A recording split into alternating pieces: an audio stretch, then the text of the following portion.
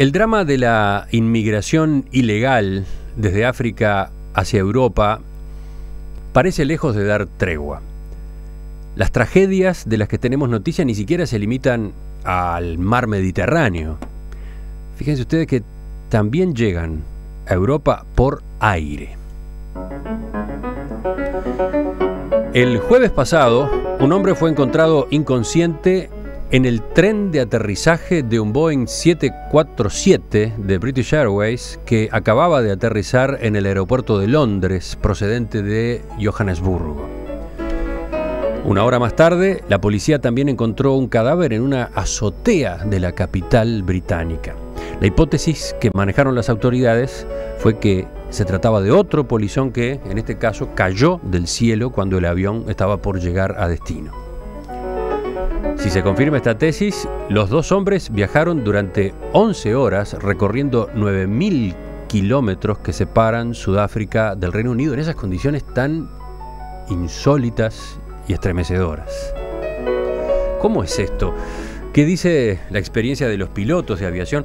Vamos a conversar con Fernando Sass, que es comandante de Boeing 737, con una larga trayectoria en los últimos años desempeñándose en Copa. Fernando es uruguayo, casualmente por estas horas está en Montevideo. Fernando, buen día. Buen día, Emiliano. Repasando antecedentes, uno se entera de que esto que yo recién informaba, si bien es un caso bastante extraño, no es la primera vez que sucede. Ni siquiera se trataría de la primera vez que una persona cae desde el cielo en Londres por viajar en esas circunstancias. ¿Qué dicen ustedes? ¿Cómo comentan entre ustedes, los pilotos, estos hechos? Bueno, no es una cosa extraña para la aviación porque en realidad son muchos miles de vuelos diarios y se ha dado pocas veces en que los polizones han llegado a destino o se han subido a los aviones. Primero porque la seguridad de los aeropuertos se ha incrementado en forma sustancial, entonces ya es más difícil poder ingresar a las pistas y poder desplazarse hacia un avión que está pronto para despegar. Sí, pero hace poco me acuerdo que en una mesa internacional aquí en Perspectiva, Rafael Mandresi, nuestro corresponsal en París, mencionaba situaciones parecidas que se habían dado en Francia, ¿no? Sí, siempre un aeropuerto es un lugar muy grande, muy amplio, donde ahí puede haber lugares para entrar. El tema es que es difícil acceder a un avión que está en marcha, mejor dicho, pronto para despegar. Subirse a un tren de aterrizaje tiene que ser normalmente durante la noche, porque durante el día es más fácil verlo, porque siempre hay mucho tránsito. Tiene que ser un aeropuerto que tampoco tenga demasiado tránsito, porque siempre hay un avión detrás tuyo que ve que alguien se acerca a otro avión y ya empieza a avisar y enseguida volvés a la plataforma para que revisen qué es lo que pasó.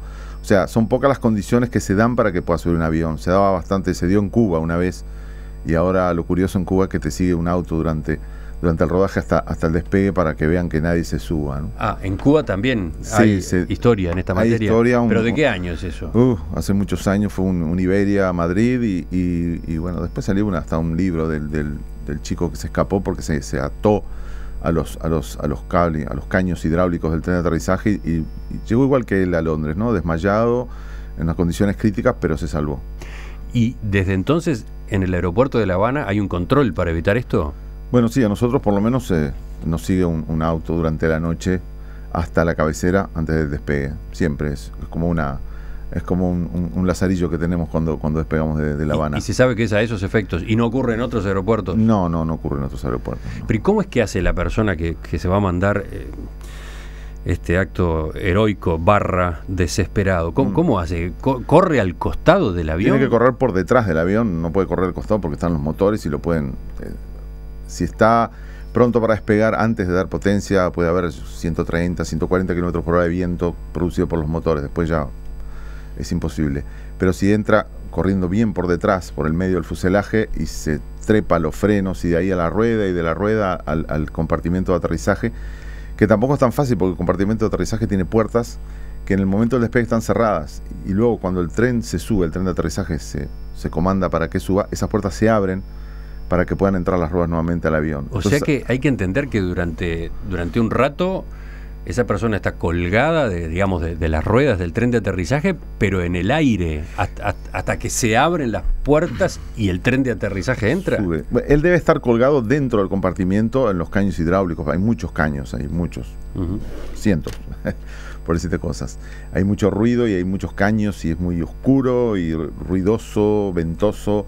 Entonces entran, se atan a lo primero que encuentran con algo y se quedan colgados ahí esperando que el tren suba y los mantenga en esa posición hasta la llegada. Por eso que a veces se duermen, se desmayan, y cuando el tren baja, ellos se van. Pero es muy impactante esto. ¿Qué quiere decir? Que estas personas han aprendido cómo son los dispositivos, cómo son las piezas para entender en dónde se pueden colgar, cómo pueden hacer para efectivamente terminar entrando al avión. No creo que hayan estudiado dónde colgarse, porque es muy difícil. Digo, han estado evidentemente mirando los aviones, van al aeropuerto, los miran rodar, miran cómo funciona, cuánto tiempo están en la cabecera antes de despegar. Y bueno, y se la juegan, están desesperados evidentemente, no es que ellos calculen me voy a atar a tal caño o a tal otro, ellos van y buscan agarrarse a algo y ni saben a dónde va el avión probablemente. Y cuando terminan ingresando, digamos, al compartimento correspondiente del avión, ahí no corre el riesgo todavía el mecanismo de triturarlos o algo por el estilo. Sí, ¿Hay espacio? ¿Cómo es eso? Hay espacio cuando no están las ruedas, cuando suben las ruedas ya el espacio queda muy reducido. Acordate que se trata de tener la máxima capacidad de carga de un avión. No se pueden desperdiciar lugares donde no va nada. O va carga, o van pasajeros, o va combustible. Después el resto hay que ocuparlo de alguna forma. Y hay riesgos, y evidentemente las ruedas entran girando básicamente, no muy rápido porque los frenos los propios las frenan antes de entrar, pero están calientes, pueden tener 100 grados, unas cubiertas hace un despegue. Entonces se apoyan en él y él las siente que llegan y bueno, él se apoyará en las ruedas y tratará de reacomodarse a la nueva situación con el tren arriba, las ruedas ya soportándolo, y buscará cómo engancharse. Probablemente lleve una linterna o algo así para poder ver dónde está, porque es muy probable que lo haya hecho de noche. Y suponiendo, bueno, que logre ubicarse allí cuando el avión ya está en el primer tramo de su vuelo, después, ¿cómo son las condiciones ahí adentro durante el viaje? Terribles, tienen que ser terribles. Lo que los ha salvado es que al ser un ascenso relativamente lento, la temperatura y la presión del aire van bajando lentamente. O sea, no es una despresurización explosiva en que todo el aire se te va, sino que como que va pasando un estado de somnolencia por la falta de oxígeno, va bajando su ritmo cardíaco por el frío. Y bueno, después cuando llegan a crucero, probablemente ahí tengan 45 grados bajo cero durante 7 horas. ¿Cómo es la temperatura? Y alrededor de 45 grados bajo cero. ¿Allí adentro? Sí, es un freezer muy frío. Esas es las condiciones, a los niveles que vuelan los aviones. Cuanto más alto, más económicos son. ¿Y no hay forma de que la tripulación detecte la presencia de un ser humano ahí? No hay forma porque no está hecho. Digo, no se tiene en cuenta de que alguien se suba a un tren de aterrizaje. Es algo que no se estudia por las fábricas ni por las compañías de aviación. Ha pasado una vez que el tren lo suben y les dio como que no estaba enganchado porque algo había tocado el polizón, y lo vuelven a bajar y lo vuelven a subir, y ahí se acomodó la cosa. Le dieron tiempo, o él pudo ver dónde se enganchaba y se volvió a acomodar. Creo que fue en el vuelo de Iberia de La Habana. Pero o cayó, o la persona cayó. Sí, porque tampoco se sabe los que caen entre el tema del despegue y el subir el tren de aterrizaje, ¿no? ¿Verdad? Que muchos aeropuertos están cerca del agua, como La Habana, eso que son rápidamente está sobre el agua y pueden caer y desaparecer. Eso implica que puede haber habido más intentos de los que conocemos. Sí, probablemente. Bueno, yo tengo un compañero que vuela carguero en el Caribe y me contaba que ellos hasta tenían procedimientos porque se le subían a las bodegas, ¿no? Le abrían la bodega del avión, iban con una escalera, eran dos, iban con una escalera, abrían la bodega y cerraban la bodega de afuera.